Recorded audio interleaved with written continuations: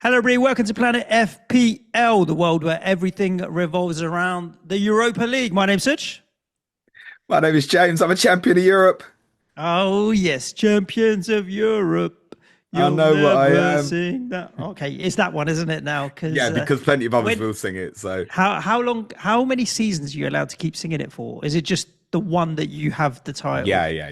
Oh, it's all right. If You you win the are now going to Champions win the League, Champions League, so it's okay if you win the Champions League, you can sing you've never sung forever. that to teams who haven't won it. Europa League is a bit like you obviously did it with West Ham, and it's a piss take, isn't it? But Yeah, yeah, of we'll course. we'll um we'll ring it out for a little bit. Yeah. It is, but it still is an achievement. It just looks like everything you could want it to be in terms of the build up on the day. It looked like all of the atmosphere was good natured. There didn't seem to be any trouble. Everyone was enjoying themselves. Largely. Yeah, well, I mean, I have to be honest. I didn't like really deep dive into social and stuff, but the stuff I generally saw, people were having a good time. Was there any trouble? I don't think so. Were there? Probably Pockets. somewhere. You listen. You put that many English/British people in the same place, then Yeah, you had and they're good supporting weather different teams. Exactly. Yeah, you're gonna. and all that kind of stuff. It just creates a good vibe. And Ninety-nine obviously, percent of it was good-natured. the game, who cares? Also, just you got the result at the end of the day, and really happy for you to be able to enjoy that. But we will talk more about that at the end of the pod for those that literally don't care. But we'll come back to the Europa League. We are wrapping up the three final games of Gameweek 37 that took place over Monday and Tuesday. That's the Brighton, Liverpool, Manchester City versus Bournemouth, and obviously Crystal Palace beating Wolves, as well as a kind of little look forward to Gameweek 38. We'll answer some of the FPL questions that we've had in on social media, and then we'll cover off Europa League at the end as well. So, yay! Game 37 is done. James, how did you end up finishing? Are you happy with where you're at? And now we can talk about the bit I don't care about. No, it Listen, didn't I think finish. you and me both. It didn't finish great for me. I mean, I had Salah left, which was kind of irrelevant blank anyway. Vardiol left blank, which was kind of irrelevant. Although, I mean, I didn't actually even know till Wednesday morning that Bournemouth had scored. That's Right. kind of how out the loop I was. It didn't matter so much for those for shots with Vardiol, but a major kick in the nuts for those who had like double City defense. The only other player I had left was Cunha, who I'd said to you I wasn't even certain was going to start. And it's a kind of definitive sell, obviously, for me this week, basically. So I only picked up an extra 5 points to finish on 58 points. It ended up as a small green from 45 to 42k for myself. Ironic, isn't it? That team news that broke before Southampton City in 36 moved Marmoush to Cunha.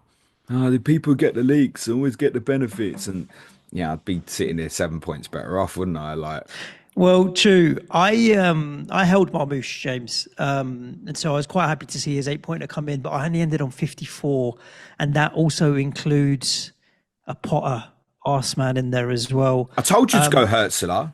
Yeah, of course. I did fluctuate quite a bit during the game. I've ended up pretty much on going from like 107,000 to 108,000. It's pretty grey as grey goes. The first time that I can remember in a long time that I nearly had all three of my subs come on. So obviously Isak didn't play, Van Dijk didn't play. So Isak not playing meant Jacob Murphy came on. That was fine. 2 points versus nothing, no gain there. Van Dijk didn't play, which meant Milenkovic came on, which I'm happy about that. Lovely. I was worried that Virgil van Dijk might get a 10-minute cameo or something, but they've kept him for the final day back at Anfield. And then Eight Nori didn't play. And I was like, if Eight Nori doesn't come on, then maybe Livramento will come on, which is only 2 points. But it would have been a collector's piece where all three of my subs had to be used in a given game week. I don't remember the last time that actually has happened for me. Didn't Eight Norwich start? No. Did he start? Did he play 90? Why? I remember on live FPL, this goes out of the loop. I remember on live FPL at one point I logged in and he wasn't showing as playing. Okay, Yeah, I mean, there- I know I'd had a few at the time, but yeah, he sorry. started. I remember seeing the funny green arrow. Okay, there we go. I didn't come close to it, but two to not play out of Van Dijk and Isak.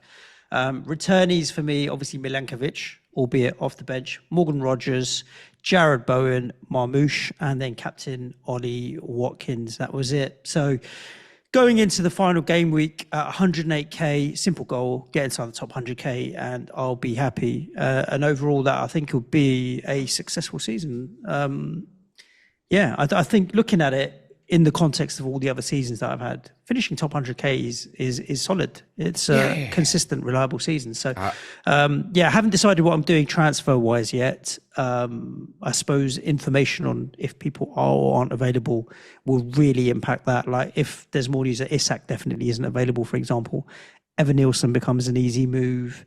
I've got a couple of million in the bank. I could gamble on somebody else if I decide that there's someone that I really fancy. But yeah. We should probably timestamp this and say we're recording this shortly before 11 a.m.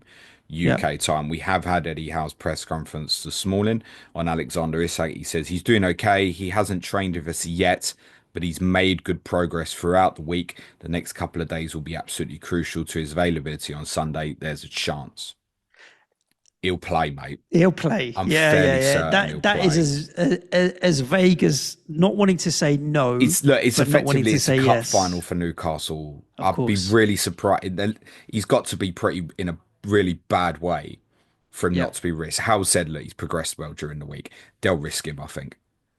Yeah, I mean, it's still really tight between third and seventh, right? You think City probably have done enough? They're likely to. Well, they can't lose. A draw is definitely enough. Draw is enough because of the goal difference. But then it's literally 65, 66, 66, 66 between Newcastle, Chelsea, Aston Villa, and Forest on points. So Chelsea, Forest, only one of them can go through, right? If Forest win, Chelsea will drop out. If Chelsea win or draw, they will go through. So then it becomes Newcastle and Aston Villa for the other spot, really, assuming City go through.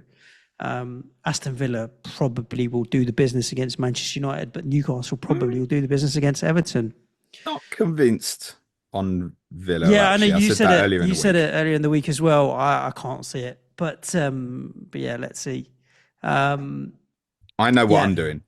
That was fairly certain for me. So Cunha to Evan Nielsen is easy as it can be, I think, this week. And I've got loads of money sitting in the bank, prepped to go to Saka. So unless, Arteta did his presser yesterday, he says nothing that's going to come out, I think, that's going to change. I won't make the moves till Sunday. There's no reason to do so. Value is obviously relevant now. You can afford a player or you can't. But it would be Saka, most likely for a Langer for me. And I'll highly likely captain Saka as well. Yeah, I haven't looked at that yet. I think Saka will be very highly fancied for captaincy. I think there's a lot of options available. A big split on captaincy this week. Evan Nielsen is a decent option. You think Southampton away for Arsenal? You could pick another Arsenal player if you wanted. I've heard Jared Bowen's name mentioned as one that could go off on the last day of the season potentially as well. So I don't mind that. Liverpool, Anfield, Mo is Mo. Exactly. Palace have had the high. They've also then gone and won a great home victory. That's it now for their season. They're always a difficult team to beat, but I think now they could easily see a very big crash down. Party atmosphere, but party for Liverpool. So Mo, I think, shouldn't be discounted as a potential captaincy option as well. And for the brave ones, the really brave ones, wouldn't discount Isak. Yeah, he's probably a step too far, but think about it logically. What's the chance of him being a sub? If he's fit, he starts. It's one of them. If he's not fit, I don't think he then comes off the bench or something. Others will still consider Watkins again. Yeah, I don't mind that. But I think there are other better options. Because of the so many other options, I think they're lower down on the list. I think there'll be a lot of different ways people play it. None of them are bad options. Like, it's one of those where you look at it and you think, you're not really taking a crazy punt here. And of course, Danny Welbeck. Yeah. Segue? Drunk, aren't we? So, by the way, the Tottenham players were out on the piss last night in London. The parade is this afternoon as well. Oh, nice. So, yeah, Are you heading down to... I'm not, actually. Okay. I'm not going to go. I am physically broken. I cannot be standing on my feet. I can understand that, because you were there in Bilbao. Obviously, you want to... when I went down to Stratford, obviously I wasn't in Prague, so you want to go and be part of some crowd, Do but you you know had the what? actual Truthfully, experience. I take the piss out of her, but my missus has earned a night out, and I'll see the trophy again on Sunday. So Lovely jubbly. Cool. Let's segue into a wrap up of the games, James. What a lovely trip to Brighton because Liverpool clearly are on the beach. Brighton 3, Liverpool 2. They won the title and they have pretty much been chilling now. Though I think Anfield on Sunday will be different because it's the trophy lifting at yeah, they'll be home. very. You want to win the game before you do that. So I think they will be switched on. But yes, they have kind of been in chill mode, haven't they? And Brighton will be super happy to get those 3 points, puts them firmly still in the hunt for eighth. Yeah, they're going to be very keen. That's the important message. I think you're absolutely right. They're going to be very keen to win the game on Saturday, on Sunday. Sorry. So I imagine it gets close to kind of full strength, closer to the team that played against Tottenham when they clinched the title. I'd be surprised if it's far from that. So you likes of Van Dijk, McAllister, probably Luis Diaz, probably Robertson, probably all going to come back in. Van Dijk not playing was a big surprise. I think he obviously wanted to have a look at Quansah at left-sided centre back. And what stood out for me from the highlights was Conor Bradley could have massively hauled here. He's obviously got the assist for the first goal. But he had other opportunities. He missed a big chance in the first half. It also would have been assist for him for a chance of Salah in the second half. And Mo obviously also missed a chance, which, I mean, normally he'd put it away with his eyes closed. He just ever so slightly gets ahead of the ball. So he has to try and cushion it on the run, but you don't expect him to drag it wide.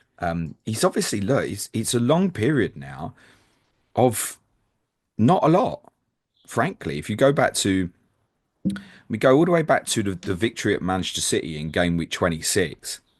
Since then, he's scored 3 times, two of them penalties against Southampton in game week 28, and a goal against Tottenham in game week 34.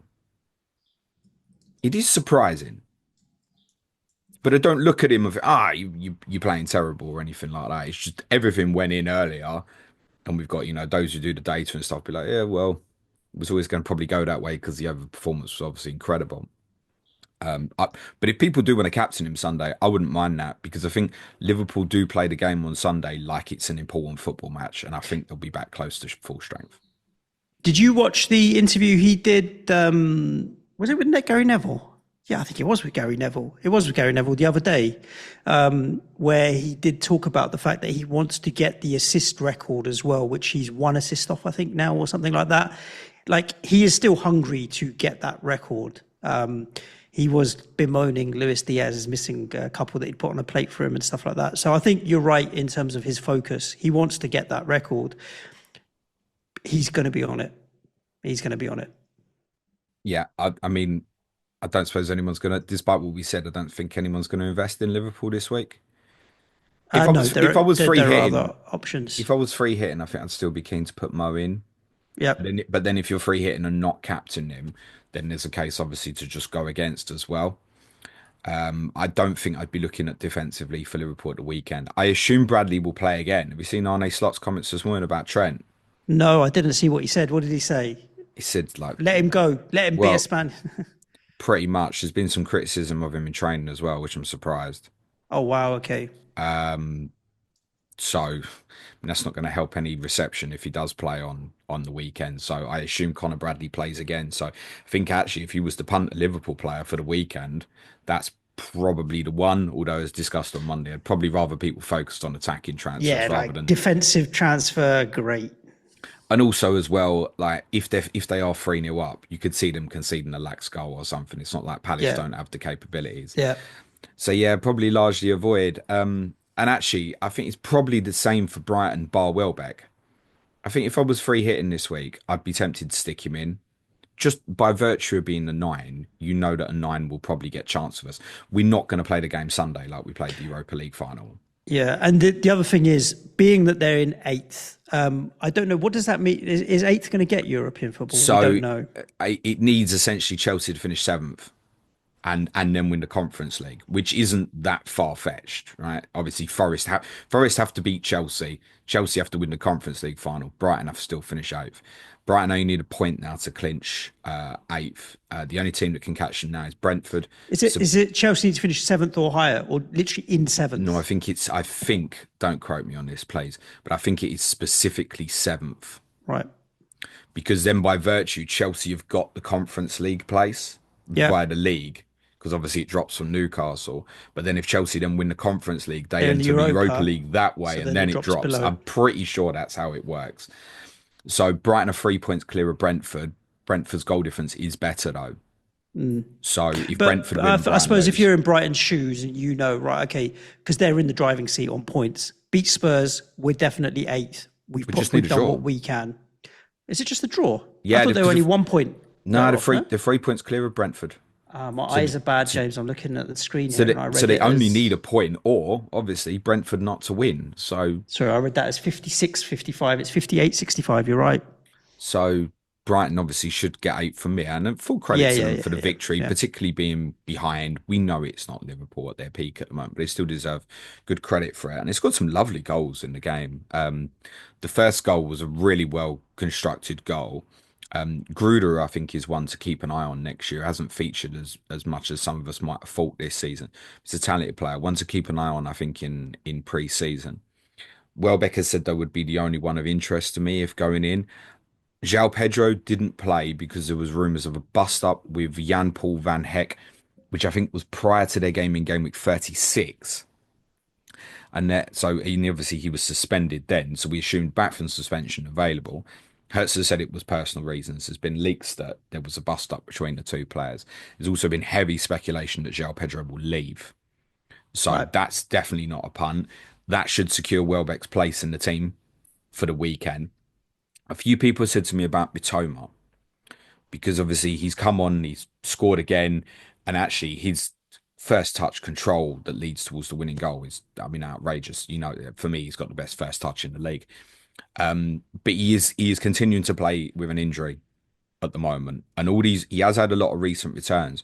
They've all been off the bench, and it's not to say he couldn't do that sort of thing again, but I think therefore you are limiting what he can be, because I'm not convinced he'll start, because I think he's continuing to play with this heel problem that he picked up around about game week 28 when they were at Selhurst Park. So look, could he be a sub again and come on and score again? Yeah. If you're buying players now, you are looking for players that are going to haul, and I'm not convinced it'll even start. So Mitome would be a no from me, and I wouldn't bother with the defensive ones. His Stupinan would be a rogue kind of outrageous punt if you fancied it. I'd rather go Conor Bradley in that situation, to be honest with you. Let's talk about segue to Liverpool's opponents that you mentioned have got a goal in them, Crystal Palace. Well, they've just gone and scored four. Palace 4, Wolves 2. I thought they'd be drunk and Wolves would have a chance, and it didn't play out like that. Well, interestingly, it was so much obviously pre-deadline of, geez, what will that Palace team be if they win? I mean, I had more of the Palace team right than the Wolves team, right? Because Wolves have obviously changed a lot. Bentley, Jigger, Rodrigo Gomez, Bellegarde, Sarabia, Guedes all started. So there were a lot of changes to the Wolves lineup, more so actually than the Palace lineup. Gay was obviously on a forced absence. Yep. He's doubtful for the weekend. See what Oliver Glasner says later today, because I don't think it should be a surprise to us that Wolves have scored a couple of goals from set plays and Mark Gay was unavailable. Adam Wharton will miss out. We know that concussion protocols. Eze and Mateta will almost definitely come back in the team. And Eze's obviously scored this terrific goal towards the end of the game, to delight obviously those who own. And I think if you own one of the Palace attackers, if you probably play Munoz less so, but I don't mind it because it probably will. He's so capable at any time. Munoz is ridiculous in terms of how far forward he gets on transition. Munoz versus Robertson. You'd think you'd fancy Munoz in that, even in a foot race. He'd give Robertson trouble if Robertson starts. Yeah, he can. Yeah. And Saar, and I think Mateta, you'd probably be keen to look at that. And I'm sure many Mateta owners probably already have. His ownership's dipped back below 10% overall. Eze, I don't mind holding this week. I wouldn't, if you're looking at, oh, I've got a few problems. Oh, it's Liverpool where I don't fancy it. He scored the winner in that fixture last year, Eze. I wouldn't sweat about that too much. And I'm pretty sure Sarr will come back in the team. Although Esse, who started, had a really good involvement for Eddie Nketiah's goal. And I guess also with Nketiah scoring twice, we can't rule out the possibility that Nketiah would start again. So Mateta's probably a move on. Sarr's an okay, I think. Eze is probably a hold, subject to what else you've got. For Wolves, if you've got Larson, you're probably happy with that going into the weekend. Probably wouldn't fancy a clean sheet against Brentford if you are holding the likes of Agbadu. If you've got Wait, Nori, Cunha, bench it. if you've got Cunha like me and haven't got Evan Nilsson, it's the most straightforward transfer of the weekend, I think. Yeah, I I, would. I, I, I don't I think he'll agree because start you said it Cunha. earlier. I think it's all team news dependent. But yeah, if the news is as you expect, then I would move it on. Like I'm looking at it as I had the choice to make of whether it was Marmoush, Isak, or Cunha was the make weight for Ollie Watkins, and I decided on it being Cunha with the risk of him not starting, and it has played out like that. So I'm happy to have moved it on. To be honest with you, yeah, I think it's easy move. Cunha to Evan Nilsson. You're right. Yeah. Should we talk about Man City, Bournemouth, and Evan Nilsson? They were on easy street, 3-0 up. Obviously, the red cards in the game. I wouldn't say had an impact, but you know, they No, it was 2 they nil up at the time. did It take was place. probably as a consequence, it was unfortunate for De Bruyne owners who had already had this. I mean, how does he miss? Again, a little bit like Salah, he just ends up a little bit behind the ball, so it's a kind of even more so for KDB, he has to drag it from behind him, but you'd still bobble it in, mate, is all we had to do. He ends up obviously crashing it off the bar. And he played some lovely through balls earlier in the half as well. There was one cross that he hit first time. I watched the kind of first half of this, and he just the whip and the pace, and Haaland couldn't quite get on the end of it.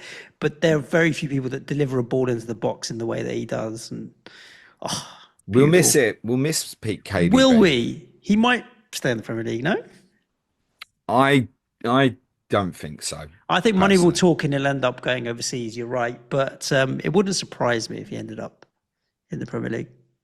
I think it'll probably go, but like all-time Premier League great, you know how I feel about him. I think he's even now. I think people underrate just how good he's been for Manchester City and also for the Premier League. Almost uncomparable to any other player. I think what a player he's been. Um, you'd be a little bit concerned. I think it's a KDB owner that maybe doesn't start this weekend. Yep. If you're a Haaland owner that went there in Let's talk game week about him. 36, well, you've got to stick with it, haven't you?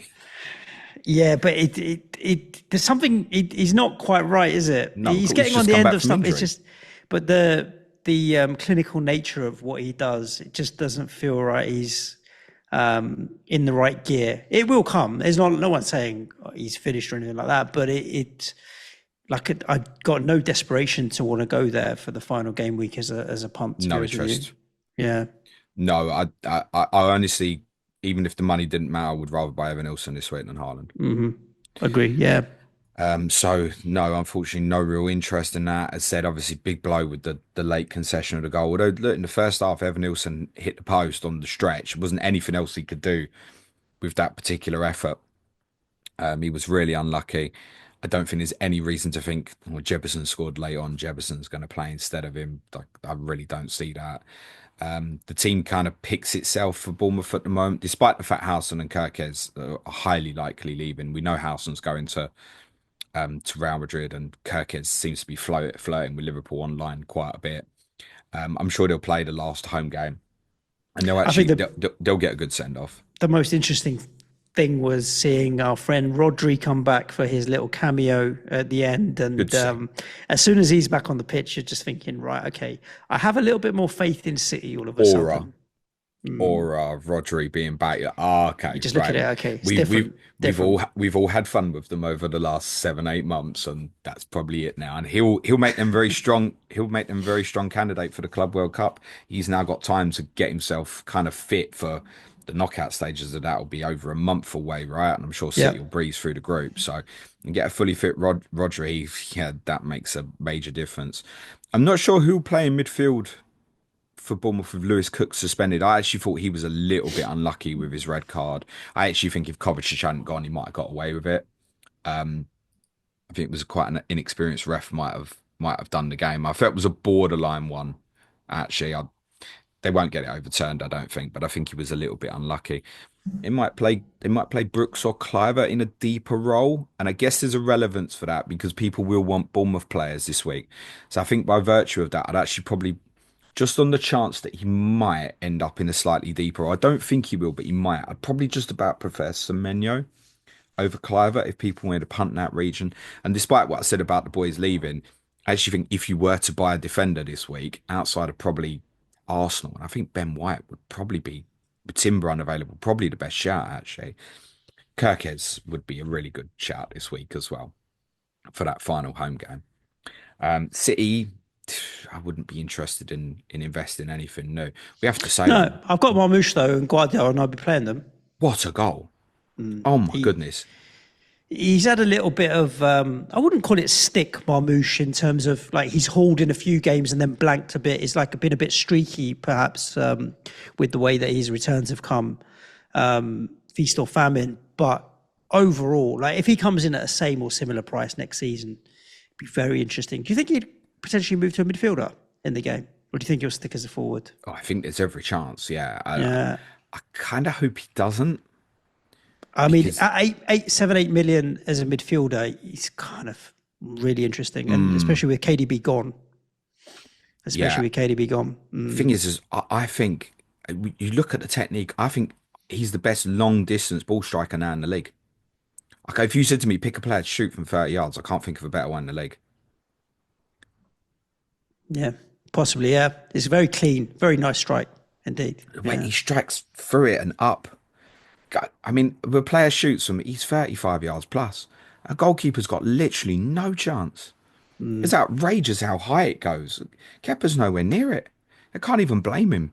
Outrageous goal. It's got to be, if not goal of the season, at least the best long distance goal scored in the Premier League this season. I think that's a madness. So those who held on to be happy, and I think he'll probably play again at the weekend. By the way, those who own Marmoush, but I guess those with City players are going to be the ones closest to deadline, hoping they get a bit of information again, isn't it? Because when you look at Savinho, Doku, etc., like there's every chance they could come back in for this one, couldn't they?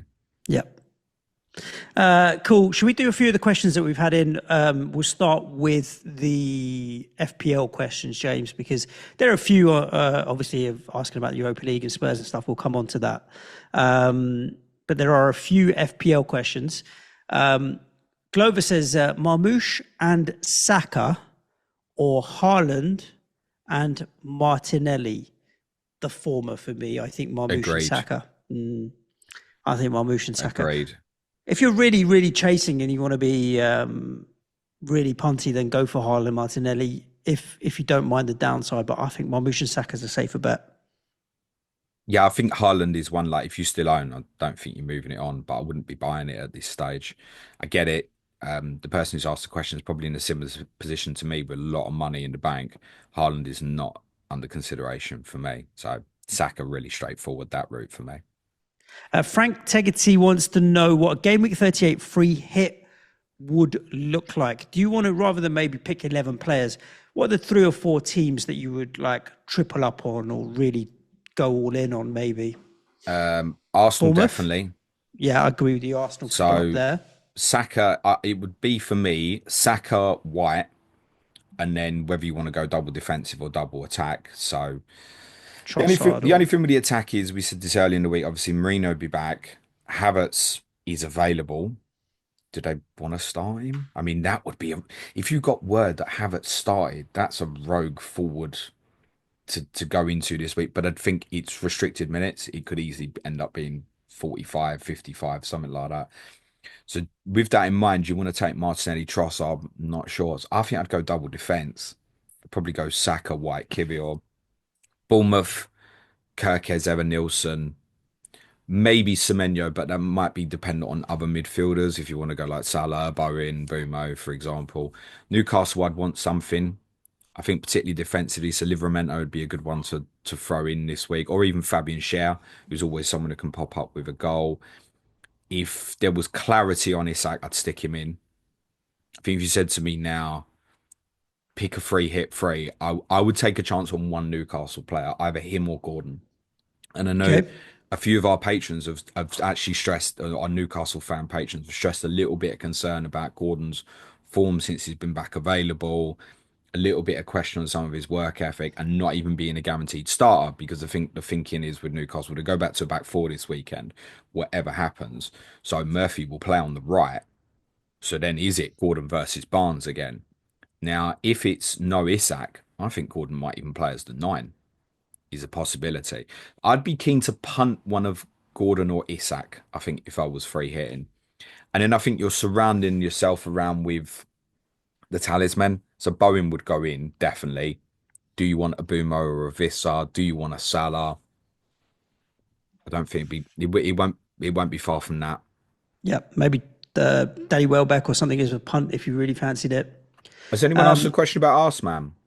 No, Let, literally, it's not even mentioned let's once, cover that to be quick honest with because you. there will be a few left. So Arsman's available this week. Marco Silva against Manchester City, Glasner at This Liverpool. is the bonus, Yeah, the table bonus ones. bonus. So You Marco you Silva. can obviously just. I mean, Arteta's the choice, isn't it? If you're going down Yeah, that route, yeah, I yeah, think. Yeah. If yeah. you're not going for the bonus, it's Arteta. Um, Silva against City, Glasner at Liverpool, Moyes at Newcastle, Pereira available against Brentford, 14th against ninth.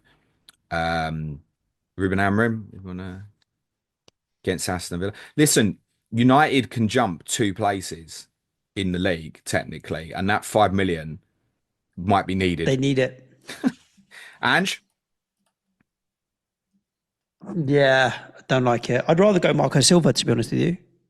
what against City? You know City need a result, man. They don't need it, but it would help them secure. Yeah. Van Nistelrooy at Maybe they do need Bournemouth. it. No, it's agreed that he's leaving, isn't it? Oh, is that official? Is it? I think I saw something where it's been agreed that at the end of the season he's going to I go. mean, it will Yeah, come as zero surprise anyway. yeah. Um, I think it's Pereira or Ange. I think for the bonus, and I would go Pereira, and I'm not just saying that from a Tottenham perspective. I think ultimately you don't know what you're going to get from Tottenham. Obviously, the vibe in the stadium is going to be so much better, and it's going to be like a bit of a party atmosphere. So I think there will be intent to try and do well, but what state we're going to be in is unpredictable. But then we've just seen an example from Palace. Palace, right? Yeah, Of yeah. I mean, the players are if the still vibe's great professional in the enough. stadium, Yeah, I think adrenaline can carry you through a lot. ultimately I don't think I ever win. I haven't got any of them bonus managers. I haven't got any of them predicted to win this weekend on my predictions. Um, I'd probably say Pereira is the most likely. Home fixture. Yeah, I don't mind Just that. as well, just imagine for Brentford as well. Say if it come, oh, Brighton are two up at Tottenham, then there's nothing for them. Yeah, yeah. I think Pereira would be the one Uh, I'd go for. James, let everybody know what they got to look forward to the rest of the week. I just heard someone knocking on my door, so I need to Okay. go and check because there's no one else at home. Tell everybody what they got to look forward to. It's bloody Friday, not a lot. Actually, we have still got some bits. So, fan view tomorrow. I know there was no content yesterday on Thursday. So, fan view tomorrow with Gary Mantle, our Chelsea correspondent, discussing the top five race. Our Chelsea fans are feeling about Enzo Maresca at the moment. And obviously, the Conference League final against Real Betis next Wednesday. There will be a deadline stream on Sunday. I am still going to do it rather than go and party down at Tottenham before the game. I'll have a party afterwards. So that'll be 1:30 p.m. UK time on YouTube. I will be darting off immediately at 2:30 to go to the game. Suj will be back at me next. It's a bank holiday here, so Suj will be back at me on Tuesday for the Gameweek 38 review podcast, and then we've got the final Clayton and James show of the season on Wednesday. Then we're going to take a little bit of a break, and then we'll be back on Monday, June the 9th. If you want to support the show, it's www.patreon.com/Planet FPL. We've got our differential show today. Tomorrow morning, got Ask James from Basic Tier Plus and above. Team New Stream for Advanced Tier patrons on Sunday. Tuesday, we're going to have our patron Q&A. Wednesday, we will finish with Tottenham. We're kind of more the behind the scenes details from my trip to Bilbao. There will be a fourth and final away days video for advanced tier patrons and intermediate plus tier patrons today as well on Patreon, Nico has received all the files and just gone, how big is this, mate? Segue. Okay, looking forward to seeing that. And anybody that wants to join Patreon, you should know that July is going to be free. So if you sign Correct. up now, we'll be producing content throughout June and July. There'll be the two gaps that James mentioned from next week, and then Yeah, we're going to take another in one July. from I think it's 16th of July or something, Yeah. and then we'll do a podcast for everybody August the 1st on all the news from those 2 weeks prior, and And then then the it's following straight week is into correspondent week. correspondent week. But yeah, if you want to sign up to Patreon and help support the show, you're welcome to do so. It's patreon.com/Planet FPL. And we will be recording throughout, apart from a couple of short breaks throughout the summer as well. And we'd love to have you as part of our community over there. And you can get a look at behind the scenes. We will go into a lot more detail on Bilbao, on Tottenham next week as well. Most importantly, how's your dad? Is he all right? Happy, yeah. Is he all right? Broken and happy, I think. Broken Good. physically, mentally delighted. Yeah. Yeah, I mean the amount of walking we got through on them 3 days is I'm aching all over. I don't want to Yeah. stand up anymore. How's the Guggenheim Museum? Did you get a little look around? Yeah, amazing. Yeah, Lovely. Good art there. Yeah. give a Good. Good. fuck. I forgot to go. There's this giant cat or this giant dog as well, which we forgot to go and see. And I promised my wife we'd go and find, and forgot all about that. So, but yeah, I feel like I know Bilbao like the back of my hands now. I pretty much feel like I've been down every road in the city of it. It's a lovely city. Great place. Yeah. Everybody very welcoming and stuff. I must shout out Nico for his recommendation on a restaurant we went to Tuesday night as well. Cool. Absolute banger. So yeah, great trip, and obviously ended brilliant as well. The whole of Wednesday was quite surreal. The fan zone, I've never seen anything like it in my life. It's the best gig I've ever been to. It's just a Tottenham gig. It was way more than 15,000 Tottenham fans out there. So many without tickets and stuff as well. We got the job done Yeah. in one of the worst games of football you've ever seen. I didn't watch it. We had an escape, mate, because it was awful. Yeah, I didn't watch it. I went to the gym training and came out of class at 9:15. So I think it was about 65 minutes on the clock. And I saw it was 1-0 to you guys. Though a lot of the play and possession from what SofaScore does, those bar charts, and it looked like it was United mainly. But at that point, I thought, do you know what? Tottenham are going to win this. I kind of made peace in my mind that you were going to win it. Not that it bothered me, but yeah. Even once you were 1-0 up, I didn't see United then getting back in it. I'm going to say something really controversial. I thought we were awful. Why is it controversial? Does everyone think you were great? Because I think everyone is so often defined on the narratives by result. I hate to break it to you, but you are 17th in the table and you are awful.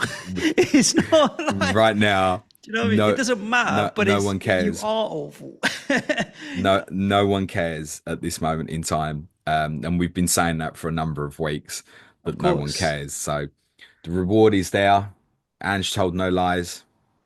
Yeah. I mean, that statement now is so cold in hindsight, isn't it? I think everyone wanted him to turn around to the press and be like, fuck you now. I think everyone most did. Yeah. It was like, do you know what? You if you have the confidence to say it and you deliver, go out with your head high. I think even a lot of people who have disliked Ange and his tactics and whatnots, I think a lot of people actually, you're right. I think a lot of neutrals did want to see what he does afterwards if he wins and stuff. And it was great to see him happy. He's two different human beings when he's happy and he's not, which goes for, I've said this before, goes for the majority of managers in this league. You get completely different tones and answers from them depending on how well their team is or isn't doing. And I'm delighted for him.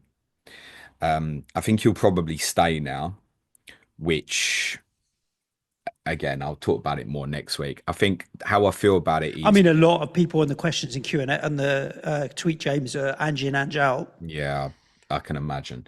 I think he'll stay. I think the big winner out of the week from people within Tottenham is Daniel Levy. Because there's obviously no, it's not even a financially, Suj. That's obviously a part of it. But the two big criticisms that's been labelled about him has been like, the flag that's been going around. It's like one trophy in 22 years, 18 managers, and all this, right? And like most of these people would have sacked Ange. He didn't, and then delivered the trophy. So the things that you've been labelling at him, yeah, you can say spending money. You can't spend money in the middle of a season and stuff. And actually, I've said this a number of times. Tottenham are the fourth biggest net spenders in world football since the 2019 Champions League final. Just spent a lot of it badly. So the things that have been labelled at him, like, what are you going to do now? Well, we want change. You sack the manager too much and you don't win trophies. Well, both's been delivered. He kept faith in someone and delivered a trophy.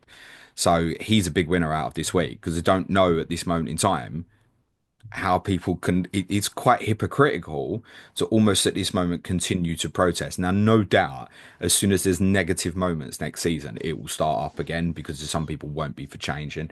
And I think with Ange, the most likely thing here is it's very similar to the Ten Hag scenario. It's like you won a trophy, it's now difficult to sack you. It'll probably hit a conclusion in September, October, where there probably will be some change. And as soon as there's a negative couple of results, I think people will then want it as well. People understandably don't want that at the moment. So I think for Daniel, it'll now be tough to sack him. But I do think Tottenham might be far enough down the road that they might have something ready.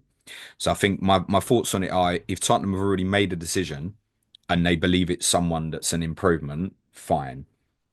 But otherwise, don't sack him for the sake of sacking him. Like, if you don't think that there's something better, and I'm not convinced that this moment, and it might be in 4 months, I'm not convinced at this moment that there's something that I'm excited about enough to think, yeah, that would be the guy for me. So I think by that, he'll probably end up staying. Yeah. Cool. Well, look, I think most importantly, we're all glad you're back safe. Yeah, via other countries, and Lisbon was hot briefly. Such Do you know what? It's hitting 32, 33 next week. It is roasting out here at the moment. I've seen all In sorts. I got off Portugal. on the way. I got off the plane in Madrid Yeah. and absolutely battering it down with rain. Oh, wow. Bilbao was nice, most of them not blazing hot. Got off the plane in Lisbon yesterday. It was roasting. It's scorching here. Yeah. Well, I was outside for literally 10 minutes and I was like, wow, I'm sweating buckets here. So I can understand that. On the players, they'll get remembered well for what's happened, and it's obviously ended the trophy drought. That's the biggest thing of this. The whole qualifying for the Champions League thing's not even like a consequence for me yet. I'd almost, in a way, Suj, I'd almost rather not be in it. I'm obviously like it's so important for the club financially, etc., to be in it, and obviously status and the players you can buy, etc. It obviously is important. But it was all about the trophy. Champions League had nothing to do with it. It had gone on too long. The last four cup finals we've been in, we didn't score. Debatable whether we scored in this one or not. I think Brennan Johnson, happy birthday, mate, did get the final touch. I didn't celebrate the goal. Yeah. I read in your little post that you put out for the patrons, you thought it was a handball potentially in there. I thought it hit Johnson's eye. It happened so quick and they crossed, and I knew a ball had hit an arm. And Yeah. obviously, as he scored, if it's him, it's not counting. So it wasn't limbs. There was at the full time whistle. It was great. Stayed in the stadium for like an hour afterwards. It's a brilliant party. Of course, you want to see That the trophy lift and stuff. that team needs massive overhauling. This doesn't change that. Those players, unfortunately, I don't want to dig them out now because they've done the business, are not good enough. And we should also remember, in terms of the final, we won it and the semi-final and the second leg in Frankfurt, not by playing Ange Ball. So he deserves mass credit for changing. But we couldn't string three passes together in that final, Such. Yeah. Like the goal we scored was the only half decent bit of football we played in the whole match. We defended largely well, but United still had four big chances in the second half. We've needed one miraculous clearance off the line from Mickey van der Ven. Even playing out from the back through Romero and van der Ven, not good. We just didn't play any football in the game, and ultimately it won't get remembered, and it doesn't matter. And finals are for winning, so I'm delighted. But don't reflect on that and go, well, I don't know if I'll ever sit back for it again. It's dreadful. I think it lends itself to an interesting discussion, which is probably not for now, but I think a lot of people who use trophies as a measure of success is not the right way to look at it. course it's Trophies not. are a measure of success. And this year kind of doesn't help because over the last, let's say 10, 15 years, we've seen so much dominance from the likes of City, Arsenal, Chelsea, and United to a certain degree. For the first time in a long time, we've seen yourselves win, we've seen Palace win, we've seen Newcastle win. There has been a breakaway, but that's the first time in a long time. The fact that so few teams win trophies, it can't mean that only the ones that win trophies are successful. And also by that same token for you guys, it's like, okay, winning the trophy is great, of course, has to be celebrated. It's the ultimate end goal. There's no feeling like it. But when you start again the next day, like a lot of the problems that were there before don't disappear as a result. Same for Manchester United, right? Had they won, some of the structural stuff is still there. It doesn't change anything. And that's where people get too narrow focused on, now that we won a trophy, it's all right. Well, you still got to keep developing and building and stuff like that. But at the same time, you have to enjoy the victory because they are few and far between and they're really bloody hard to do. Absolutely. Speak anyone outside of that top 4 or 5 who win trophies regularly. There's just two ways of looking at it. I think like trophies, ultimately, it's part of your history and no one can ever take away these last few days from me and other Tottenham fans, right? But winning cup competitions doesn't define how good you are. Yeah. Ultimately. Right. So, and that's not to take anything away from Palace or Newcastle fans this season, right? You two have both had like very good football seasons, right? Whereas my team has had a horrendous season. Ricky called it right on Clash of Correspondents. He said basically, if we win, it's one of the greatest moments of my life, and if we lose, it's the worst season in my history. Yeah. And that was the line for us. That team needs major work. Also, obviously, yes, we were negative. I certainly acknowledge no Maddison, Kulusevski, Bergvall obviously did not help in terms of how we played the football match. I didn't like the team that Ange picked, but I know why he picked Sai. It was the athleticism, his ability to break into the box and get into varied areas as per the cross, obviously, for the goal and stuff. Brennan Johnson is not now a world-class winger, but he does pop up. He's a rival into the box. He's the one thing that he absolutely excels at. God knows what our team will look like on Sunday, but I literally couldn't tell you if it'd be full strength, changed again. I don't know. I would say, just as a note, I don't suppose anybody does own him, but Solanke was first off the pitch. Admittedly, this was about an hour after the final whistle. But he looked like he was heavily limping going down the tunnel. I don't know. See what Ange says. But I don't even know if Ange is going to do a presser today. He's probably not because of the parade, unless he's got something like early on. Probably be tomorrow. You're not going to buy. You're not going to buy Tottenham players for final day anyway. If you did want to pump one, I suppose it would be Johnson. Obviously, I'm absolutely delighted. Mainly because it just ended the trophy drought. And as I said, it becomes part of your history. I was 5 months old when we last won a European trophy. So it's my first, effectively. So to win a European trophy, massive. I'm delighted. And I must say to everyone as well, the amount of messages I had was literally insane.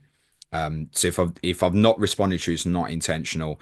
If I've just given it a like, there's no way I'd still be responding to people now. So thank you to everybody who sent me kind messages. So many, by the way, from Arsenal, Chelsea, West Ham fans and stuff who I know would have preferred us not to win, so I appreciate it. Yeah, I think it's I put a one tweet out. People made a couple of comments. It's nice to see him, whatever. I'll read out Sam's question here that he put in on X to make a point about that specifically and the fact that you've had so many messages. He's like, I know you're happy for James after their triumph, but with your West Ham specs on, has this made you feel worse about the situation at our club? It certainly has for me. I don't take any joy out of Arsenal not winning anything because they're right up there. And I would say this, it makes no difference to me. And actually, the more I thought about it and the closer we got to the final, the more I was happy for Spurs to win because of how many Spurs fans I know that are there, right? We were not even in that competition. So you winning it doesn't impact or affect West Ham at all. But there's a concept in psychology called transactional analysis. And the basic concept is there's two states you can exist in. I'm okay, therefore you must not be okay. I'm good, right? So you're shit. Or the opposite is you're okay. Oh shit, therefore I must not be okay. So you look at other people and you think, well, they're doing well, therefore we must be doing shit. And there can't be a situation where you are both doing okay. And people are then constantly in this, like, either I'm doing better than you, yay, or I'm doing worse than you, oh shit. And everyone exists in that same state. And in football, it happens all the time. It's like, you've won a trophy, oh, therefore we must be shit. Well, you winning that trophy changed absolutely nothing for West Ham. We still have the same players. We still have the same stadium. We still have the same amount of money in the bank. We still have the same owners. We're still in the same position in the league table as we were. Like, it changed nothing for me. So why should I feel worse because you won a trophy? Because nothing in my world has changed. Why can't I be happy for you and happy for myself? You don't have to, but like there is a consequence of this, right? Because how many times have you and I discussed, like particularly for Tottenham fans, if Tottenham are doing badly and Arsenal are doing really well, like it does not help, right? That's not helped this season. But that's a choice of comparing yourself to them So, or but yeah, making yourself feel worse. there is, as in the consequence for next season now, and I'm not saying it should impact Arsenal fans, but I'm telling you, for many, the psychological impact of the fact that they haven't won a trophy this season, it's now 5 years, and Tottenham have just won one, is not going to help them next season. If they start badly, a lot of their fan base are going to be impacted, whether they like it or not, of the fact Tottenham won a trophy because of what you just said. Yeah, that is like they're okay, therefore we must not be okay. Correct. Because the okay is winning a trophy, even which though, is a completely nonsense measure of correct, how well you're doing. even though we all know they're a better team than us, right? And they'll finish above us next year, and all those things aren't in question, right? It's a reflection. You're right. Chelsea, right? It's kind of like a shit or bust weekend, right? So they probably will finish top five, and they'll probably win the Conference League next week. But if they fuck both, the consequence fallout, and I'm keen to discuss this with Gary, is probably going to be pretty bad from Chelsea fans if it all goes tits up this week. And I don't think it will, by the way. And the fact that Tottenham have won the trophy won't help. Because we compare, and comparison, they say, is the thief of joy. And also we compare with the wrong metric. Like, you would not in a million years rather have your squad than Arsenal's squad. You take Arsenal's squad all day long. Yeah, of course. You would take the amount of money they've got in the bank, probably. I don't really know, but they're pretty wealthy. You might keep your stadium. They're about to buy. I would definitely keep my stadium. I think they're about to buy Gyökeres. From the Sporting Lisbon fans I spoke to here, was that a deal behind the scenes already done. Like, you'd want that striker all day long. So, okay, would they swap their squad and the chance to get Gyökeres and everything that they have for that trophy? Probably not. So then why are they looking at it as thinking, oh, we're shit because they won a trophy and we didn't? This whole concept of transaction analysis, I think it's really important for people to be able to look at your situation in the cold light of day of just your situation and not in comparison with everybody else, because that removes it. And also it allows you to be grateful and share joy with others. When I look at it in the context of your winning that trophy doesn't affect my football club in any sense whatsoever, right? We can still do what we're going to do. We still got the same players, still got the same manager. And so then I can be happy for you. But if I think of it as you winning that trophy has a negative impact on my club, which it really doesn't, because like I said, nothing's changed, then it makes it hard for me to share joy with you. Whereas if I can put it out of my mind, I'm like, you know what? I can be happy for you because we were never in that competition anyway. So who cares? It's not like I could have won that trophy, so you didn't take anything away from me. Yeah.